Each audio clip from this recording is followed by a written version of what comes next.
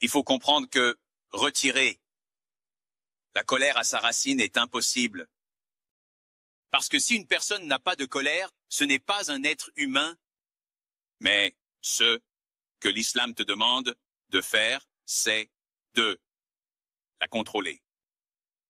Pour lui mettre un embout, afin qu'elle puisse être canalisée et dirigée dans la bonne direction.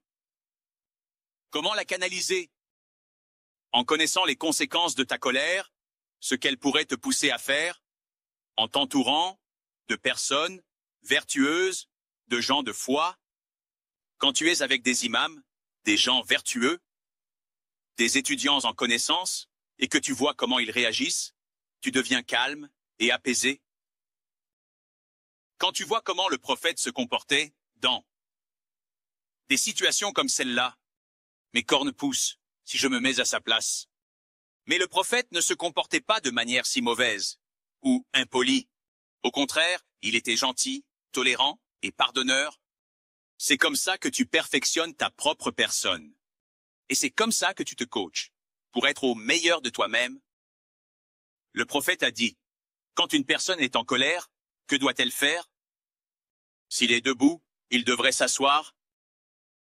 Et s'il est assis et que tu ne peux pas réprimer ta colère, allonge-toi.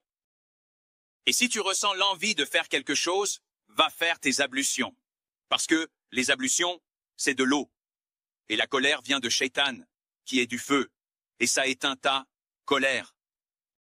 Quand tu es en colère, Satan te brouille l'esprit. On n'a pas de rage au volant.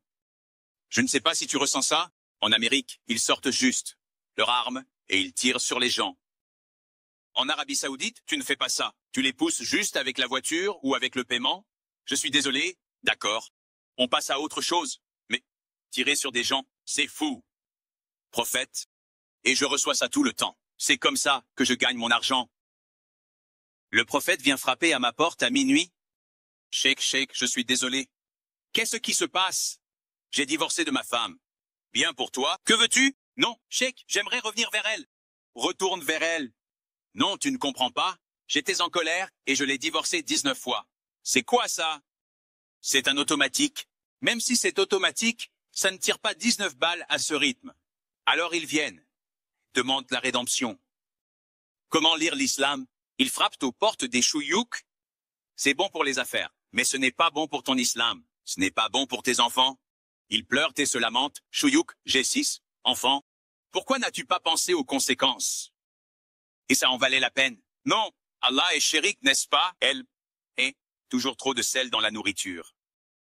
Mais j'aurais dû le tolérer. C'est trop tard. C'est ce que la colère fait pour toi.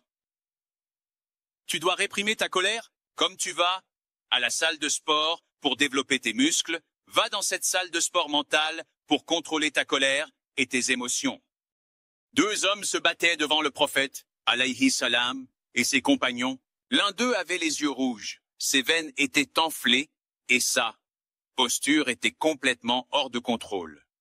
Le prophète, alayhi salam, a dit, « Je connais un mot, si tu le dis, toute cette colère disparaîtra.